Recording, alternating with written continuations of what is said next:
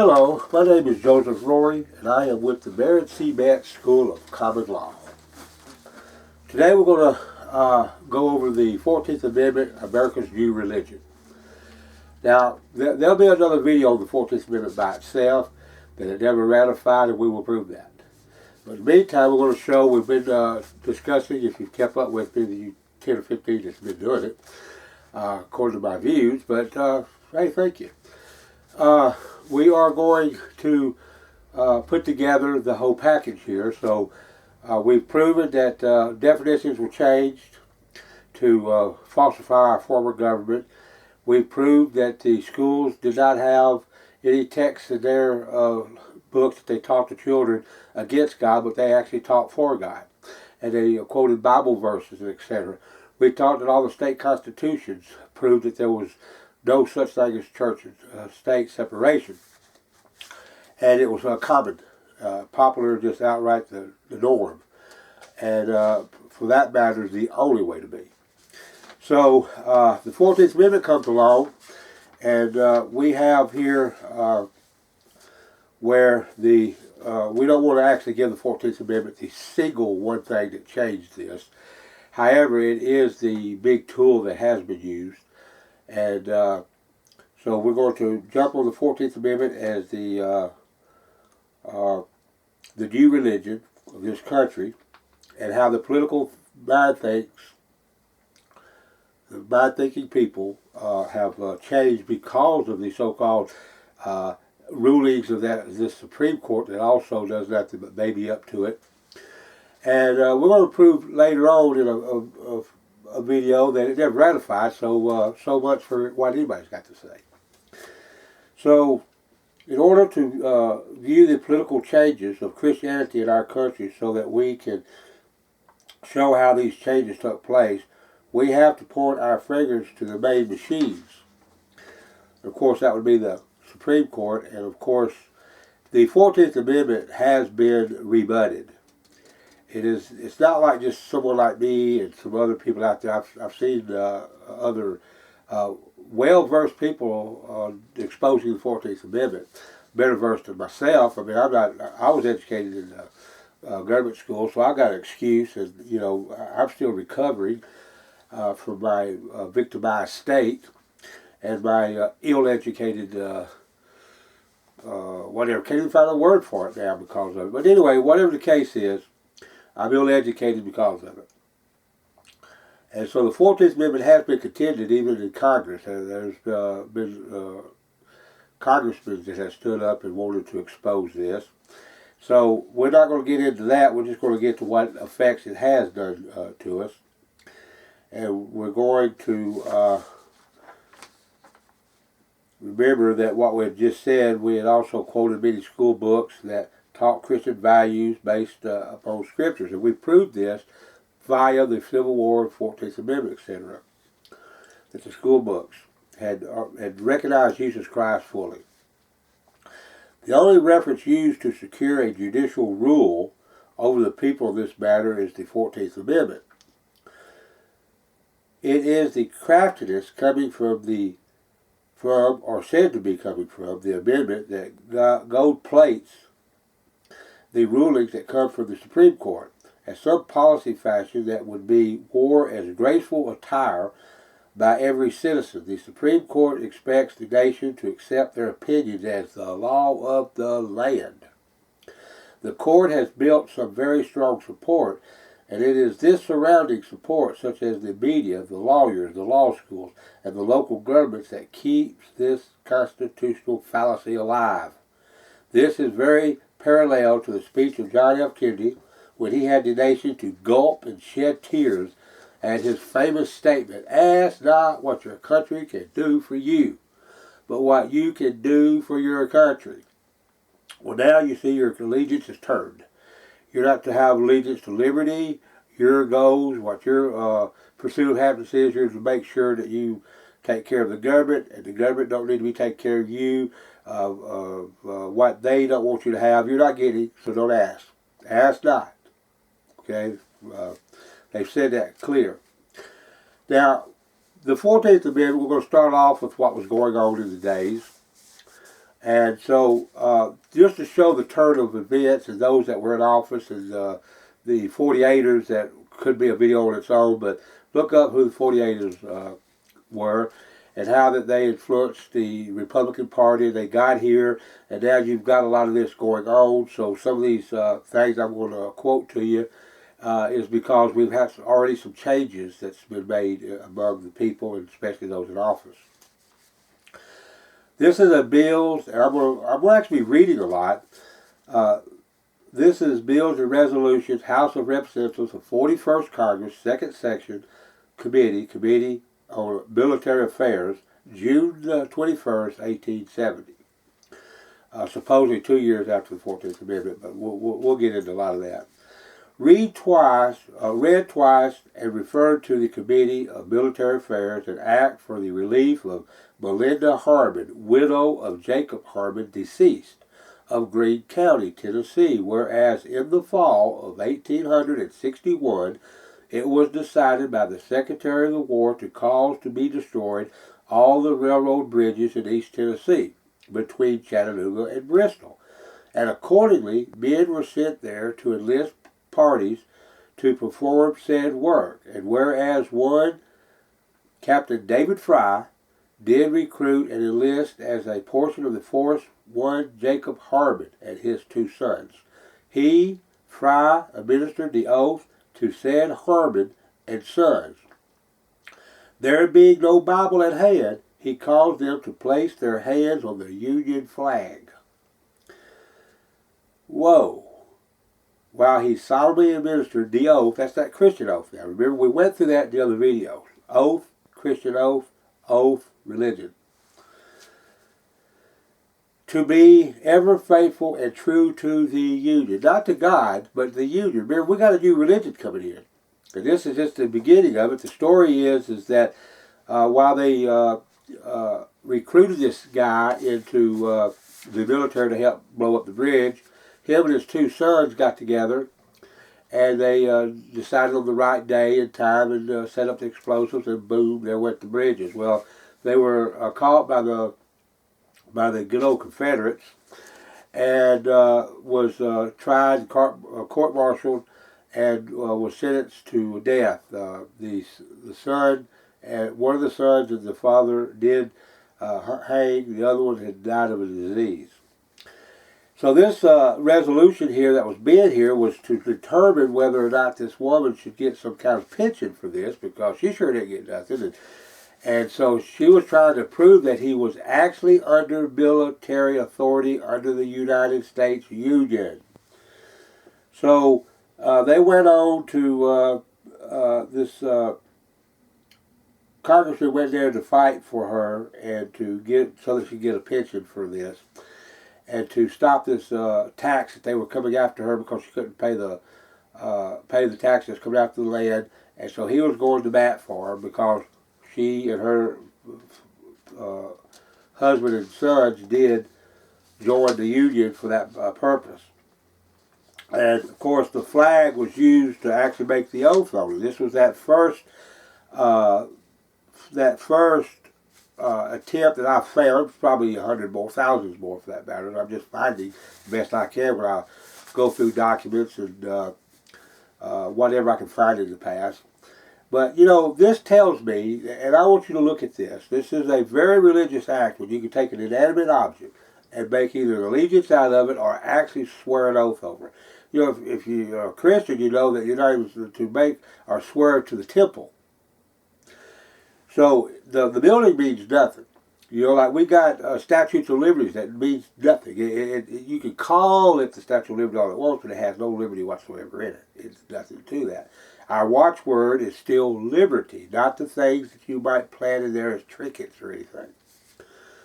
So we're almost persuaded that Atbad, which is a term in the Bible that means the glory of God has departed, or glory has departed, which of course is the full implication of the God has departed.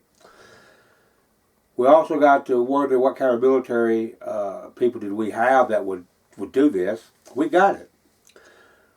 And are we to believe that the use of an inanimate object and giving them a divine nature so we can administer an oath. Now, you're actually picking up a flag and making an oath with, using it as, hey, this is divine. In those days, there were no statutes or amulets that waved or dangled before them to charm them into patriotism.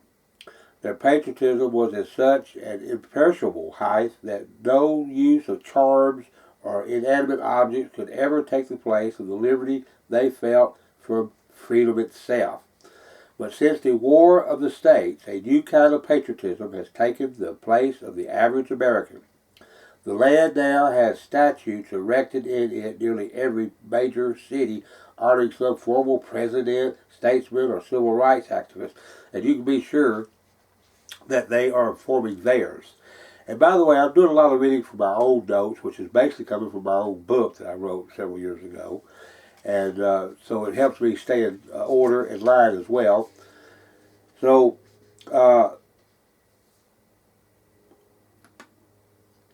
these statesmen, of course, was their selection. And, of course, they like to take good people and tout them out as freedom speakers for democracy, etc. But to turn to it and pledge to an allegiance to it, a flag, would under normal circumstances be blasphemy to their true allegiance, which was to God first and then to their liberties. So, that's a pretty strong statement. If you pledge allegiance to a flag, yeah, I think you're blaspheming. So that's my full meaning of that one. You may not look at it that way because you probably no doubt has already made the error. But at least you can be forgiven for it, okay? That's what's good. Where did the Pledge of Allegiance come from suddenly? Now see, here we got a flag that has been used as a divine object for oath taking. And now it gets a wild hair about maybe pledging to this. And this is what happened. Francis Bellamy, that's the man that wrote the Pledge of Allegiance. And let's go into him a little bit so we know the background. This may turn into a two-part, if not a three-part. Francis Bellamy was once a Baptist minister who received most of his early education in New York. In 1876, he enrolled in the Rochester Theological Seminary and graduated in 1880, where he began his ministry in Little Falls, New York. But it was his continued message that supported socialism that led to him being defrocked from his position as pastor of the Bethany Baptist Church. Like Alexander the Coppersmith, that did the apostle wrong, and as Paul put it, may the Lord reward him accordingly to his deeds. So you'll see that in 2 Timothy 4 and 14. He once even called a sermon of his, that's Bellamy, Jesus the Socialist. He supported nationalism, which is accepted for one of the socialist views, and became the very president of the Christian Society. In celebrating the 400 years of the discovery of America by Christopher Columbus, Bellamy had revised what a former colonel had wrote for his kindergarten class, and he taught in New York. This original pledge read, "We give our heads and hearts to God and country, one language, one flag." So see, we see the appearance of this flag coming in. And you know, most of you have got to fly it everywhere. I mean, this thing has really took over. If you go back before the war, there was rarely a flag anywhere. They were only identifiers. And there was no special respect other than just, hey, that's our colors, we're American, we believe in rights and liberty. But this was the pledge as they were teaching in the 400-year anniversary of Columbus. Bellamy, being drawn to change the center point away from God and country, went on to write his version, which read, there might not have been a whole lot wrong with this first one because it did actually honor God in it. Now Bellamy's version is, I pledge allegiance to my flag and to the republic for which it stands, one nation, indivisible, with liberty and justice for all. Well, you know, here again, we've got my flag. We want to make it personal. And second, we want to make sure that the word one nation, because that was a Civil War issue, whether we're a confederacy of states or we're one nation. And so that was put in there, and indivisible. Remember, we want to make sure it cannot be divided. You can never do this. It's a perpetual union, even in the million years to come when heaven and hell shall pass away, the world will pass away. This union will not. Now, this is the way they put it. This is how they've got it. So we're going to find the four things here that we want to point out is that the pledge now is directed to the flag only. Okay, the flag, the original pledge actually was to God, but to the flag too. I mean, that was that little camel in the tent deal, the nose. Two, Bellamy directs the pledgers to see that the flag stands for the Republic. Of course, we can agree with that. It's not that every word of his is wrong. But we're just looking at the four main parts of his new revised pledge. His reference to one nation, and of course, number four, the term indivisible has good intentions if you are not trying to rub the defeated states. But of course, we know what it was. They were trying to rub the nose of the defeated states that, hey, there will never be a way to divide this country. All right, so as far as the parts that say with liberty and justice for all, we have heard nothing but inquiries as to where it is, liberty and justice. I mean, like, it may say that, but I think anybody can understand we don't have liberty and justice. We have privileges that they can still point to you. Well, Mr. Rory, you still can do this, can't you? Mr. Rory, we already come to beat you up and killed you, have we? So, yeah, well, maybe I better be appreciative. Maybe I should have sat here and say, thank you, government, for not coming and killing me. So, anyway, they've got arguments, so it's not like they could, you can just outright accuse them of something, because they'll always bring up something they've given you. And that's what they do anyway. Tyrants is going to make sure that you feel that way. Now, it was not until 1924, because this was devised back in the 1800s, but in 1924, it was not until 1924 when the term my flag was changed to the flag of the United States. In any event, we had one more change that came in 1954 with President Eisenhower and the Congress adding the words under God in it. Now, you know, it sounds good, but still the problem is he's not pledged to there. He's just honorably mentioned. Thank you for at least bringing me up in your pledge and your allegiance, and we pledge to the flag, and okay, guys, you're a pretty good guy. We'll break you in on this somewhere as a second-class offering here. All right, now keep in mind that God is not being pledged to. In 1930, the state of New Jersey had printed for the school a book titled Our Great State Papers. 1/3 of the book was devoted to the flag of the United States and the proper way to pledge to it. Not one statement made in reference to God, and at the time, the phrase under God was not even in the pledge, so they didn't even bring it up because the term wasn't in there yet. The instructions of the book were as follows. In pledging allegiance to the flag of the United States of America, the approved practice in schools, now this has been approved by who? Well, God? If God's approved it, let's do it. No, by the government. Oh, I'm sorry. All right, approved by in the schools, which is suitable also for civilian adults. It's suitable for them. You know, you got to ask, why do they want you as a civilian to do this? If you're part of them, you're in the military, you may need to do a little bit of this. You got to really show some real strong arm respect and some allegiance, because I'd hate to go out on the battlefield with you and you just say, heck on this stuff, I'm going home. So there's something to think about there. In pledging allegiance to the flag of the United States of America, the approved practice in schools, which is suitable also for civilian adults, is as follows. Standing with the right hand over the heart, all repeat together the following pledge. I pledge allegiance, you already know, to the flag of the United States of America, to the republic for which it stands. Now, keep in mind this thing over the heart deal. One nation, indivisible, and liberty and justice for all.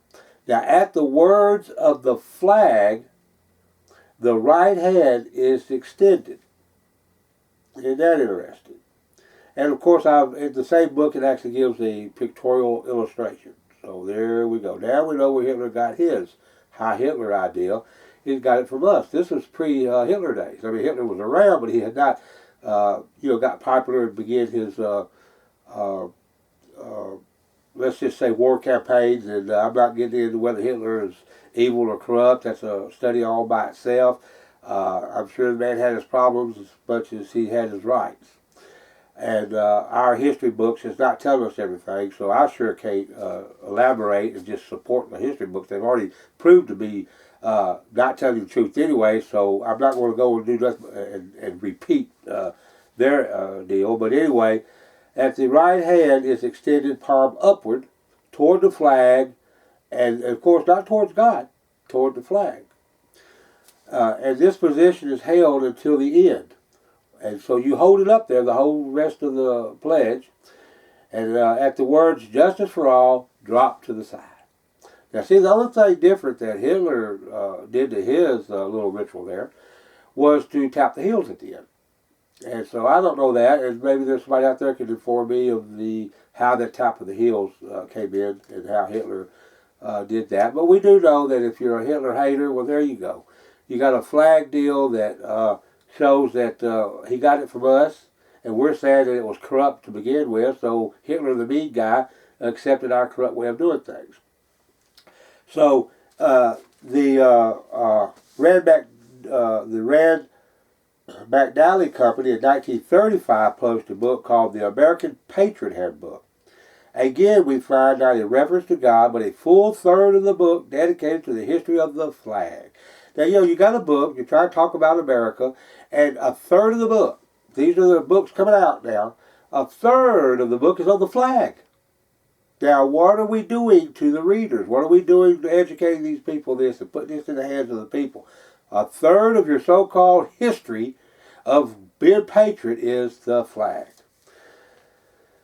And of course, that book is when it does actually give the full illustration of that salute that's known as the Hitler deal. All right, well, he's the one that made it more famous, but we actually invented it. In 1941, the National Education Association printed 10,000 copies of a book titled The American Citizen's Handbook.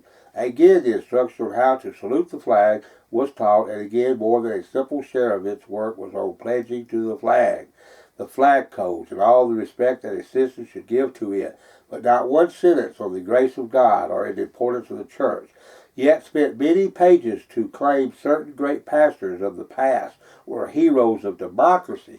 Now, this is our key word here. We're going to bring in some pastors and some preachers so that we can still believe that we're Christians somewhat, but they were heroes of democracy, using some names as Jonathan Edwards. Really, Jonathan Edwards didn't know no more about democracy than the man in the moon.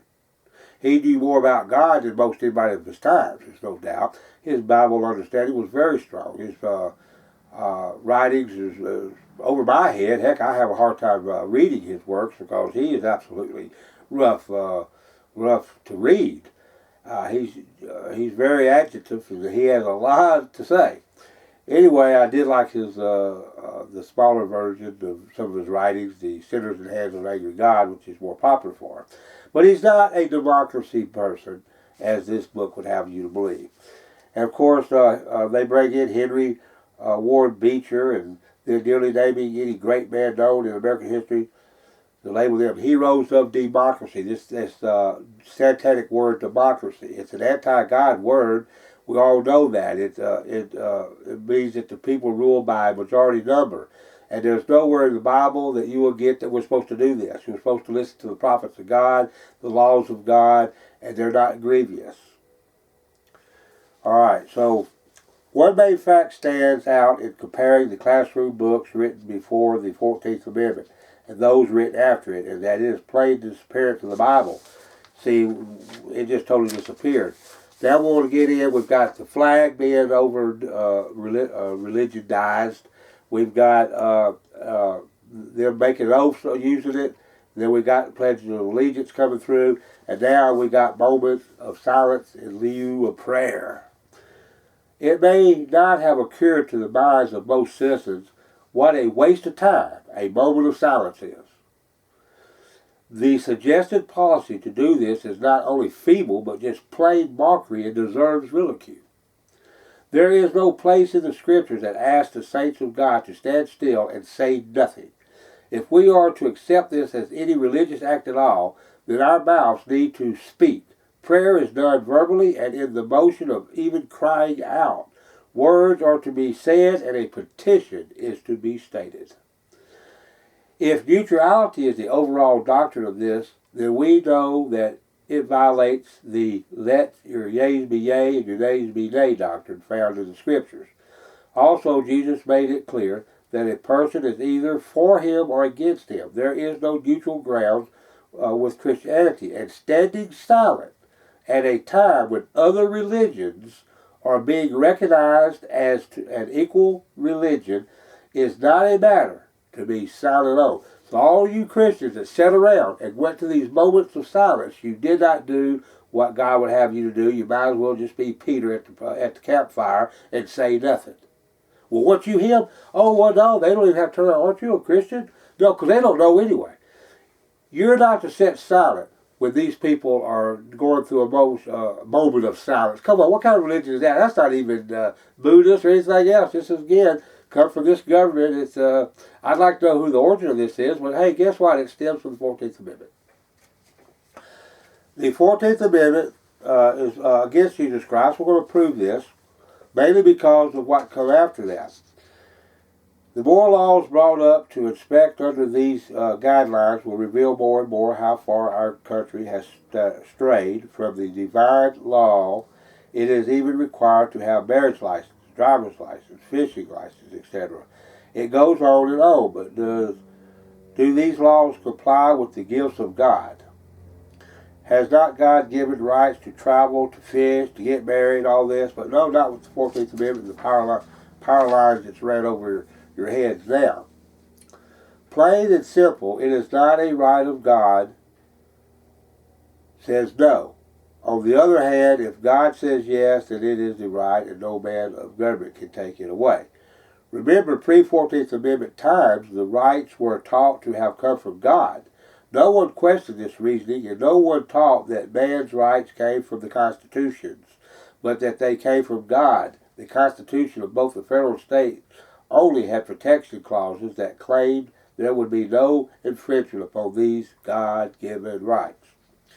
We notice a complete turnaround of teaching coming from the mouths of modern legal prophets, and the sounding messages is that the great 14th Amendment allows abortion, homosexuality, freedom to believe in other religions, and any other rabbit these legal prophets want to pull out from it.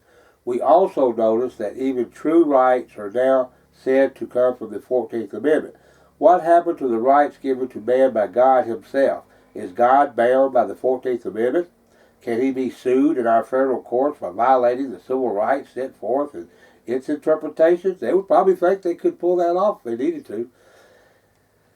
Looking at the congressional records during the discussion of Reconstruction, the 13th, 14th, and 15th Amendment, etc., we find a sudden flurry of states petitioning for an amendment to declare Jesus Christ the ruler of the world. We cannot excuse the reasons being because of the 14th Amendment, because there is nothing in the debates to state for sure that the amendment being discussed would open all channels for all religions of the world to take equal standing in our country. But it may at the least cause a stir among the states. Until this time, the 14th Amendment time, the record has no such flurry,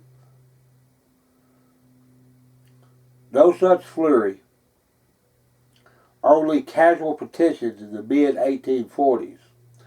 for this special recognition of Jesus Christ to be an amendment. Why would there be if the facts of the matter was clearly understood that we are already a Christian nation and that we already recognize Jesus Christ as ruler of the world? After all, is that what all the Constitution stated in essence? Also, in light of the Congress just minutes earlier had a paid chaplain to pray before the session. So why was there a flurry of this at this time? Like we said, we cannot place our hands on the tangible substance here. I can't go out and find what was clear to practically everybody, but a sudden flurry of congressmen come rushing in, and we're going to go over this, to get Jesus Christ put in the Constitution. Wow, it was already there for one reason, but everybody knew a new government's here. Everybody knew that. The new union, the new government. So we know that certain things in the old Constitution was actually demolished by the so-called 14th Amendment because they don't reconcile. And if they don't reconcile, then the 14th Amendment, assuming that it was truly ratified, would repeal the former clauses of the Constitution, like the 9th and 10th Amendment. That's been repealed. If the 14th Amendment stands, the 9th and 10th falls. That's under the law of repeal. So quit hollering about your Second Amendments or anything. If the 14th Amendment doesn't say it, baby, you don't get it. So, according to modern idiots, so be free to accuse me of calling you an idiot. I just did. If you're a 14th Amendment advocate, you love it, you're an idiot. And whatever else I come up with.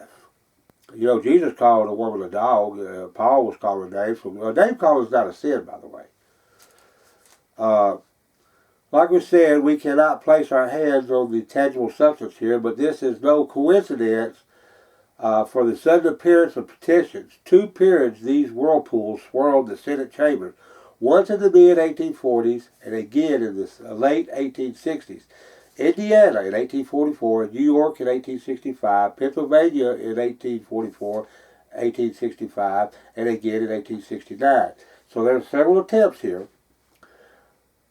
Iowa in 1866, Ohio in 1845, 1866, and again in 1869, Illinois in 1843, 1866, 1868, and again in 1869. They just kept it up. They kept trying to get these amendments in to get Jesus Christ to be known as the Lord of this universe and especially America. Petition in 1869. We don't know if these states would use something, and we don't. I don't know if these states would actually use something. They obviously did, because this was a flurry that was just different. Why would you, if you already believed it was there? Somebody knew something here. All right, then the Supreme Court starts their schemes. We want to make sure that everything's about religion here. The first against the Mormons in the case called United States, Reynolds versus United States, stated that, or cited as they call it, 98 U.S. 145, 1897. The next major case was against the Jehovah's Witnesses in 2 cases decided in 1940 in Cantrell versus Connecticut, cited in 310 U.S. 296, was the sudden revelation of the mind of the courts when stating that the 14th Amendment rendered the states to the same prohibitions the federal government was prohibited of in the First Amendment. And then the next case was Martinsville School District versus Gosnett, cited at 310 U.S. 586, where the Supreme Court ruled that a school may require the Pledge of Allegiance. This latter case was overturned just 3 years later, but it is the tactful use of the words laid out in this case that remains a major flaw to this day. So the fact that they was even willing to show up with it and try to force this Pledge of Allegiance into the school, it failed with somebody out there, thank them for coming in there, got it overturned. But it was the words that are still here. So just because we have a so-called official overturn, the words and the attitude of that ruling is still here. This latter case was overturned just 3 years later, but it is the tactful use of the words the case that remains a major philosophy to this day. First, the power of the 14th Amendment, then such statements as, we are dealing with here, this is a quote from the case, we are dealing here with the formative period in the development of citizenship. Yeah, we're here developing citizenship. So that's what the schools are for. You thought it was for education and teaching them math and all that. No, it's to form citizenship. There you go. It says, and let's just quote it again. We are dealing here with the formative period in the development of citizenship. Great diversity of psychological and ethical opinion, not biblical, ethical, and of course there's the definition of what is ethical, opinion exists among us concerning the best way to train children for their place in society. So now you know what the school system is for. I thought most of you, I'm sure, think that it's to educate you, to get you smarter than you was the day before. No, it's to make a citizenship out of you and to place you into society. So you're placed. You may not think you are, but you've made it to where you're at because guess who helped you get there?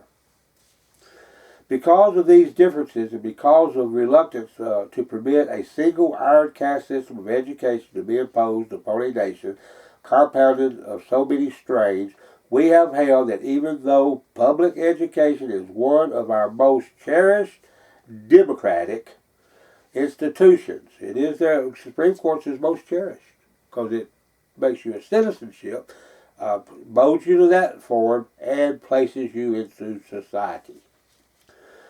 The Bill of Rights bars a state from compelling all children to attend the public schools. Pierce versus Society of the Sisters of the Holy Names of Jesus and Mary. But it is a very different thing for the court to exercise censorship over the conviction of legislatures that a particular program of the attachments to this institution of their country. We had no schools to teach such doctrines prior to the 14th Amendment.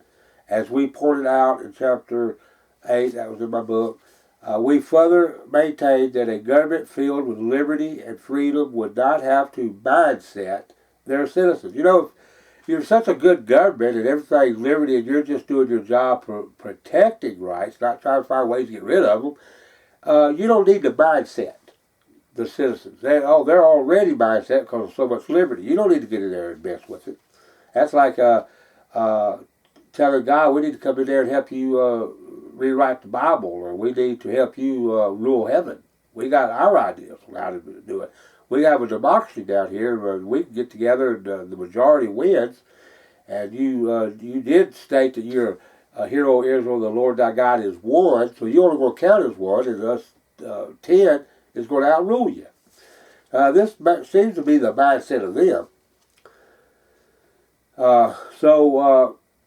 We don't need to mindset their citizens. The court went on to say personal freedom is best maintained, and this is what they said, that personal freedom is best maintained so long as the remedial channels of the democratic process remains open and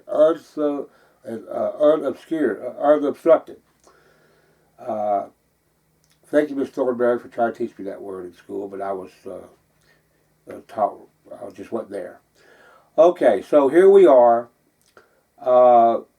looking at democratic process remained open and unobstructed. That's their democratic process, and it's not to be obstructed. Okay.